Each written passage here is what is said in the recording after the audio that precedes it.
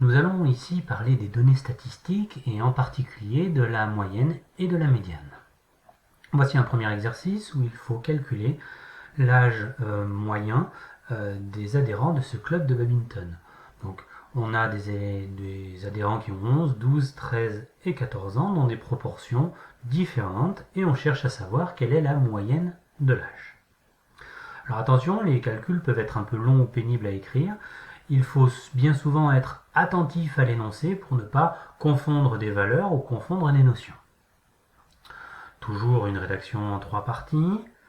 Donc je calcule la moyenne d'âge des élèves et là j'ai le choix de 2 rédactions différentes. Soit je peux écrire l'addition de toutes les valeurs, c'est-à-dire 11 plus 11 plus 11, puisque j'ai 3 joueurs qui ont 11 ans, plus 12 écrit 9 fois, puisque j'ai 9 personnes qui ont 12 ans, etc., etc., ce qui fait un calcul extrêmement long.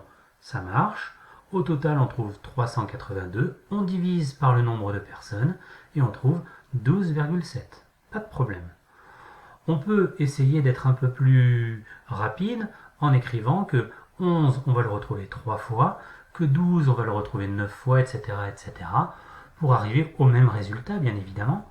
D'accord ? C'est ce qu'on appelle une moyenne pondérée. Vous n'écrivez qu'un seul des deux calculs lors de votre rédaction, bien évidemment.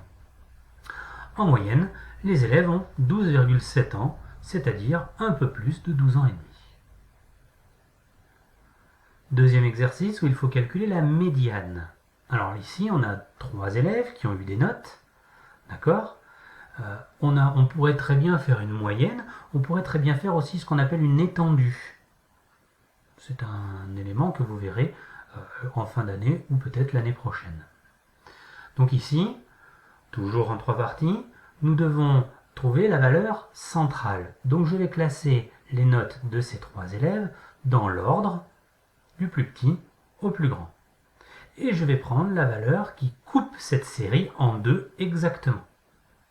Donc ici j'ai de la chance, ils ont un nombre de notes impair, c'est-à-dire 7 notes, donc je peux prendre 3 d'un côté et 3 de l'autre, et ma médiane est la valeur au milieu.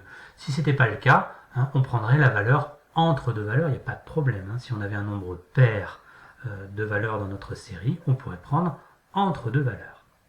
Donc ici, j'ai une médiane qui vaut 4, qui vaut 12 et qui vaut 12. Voilà.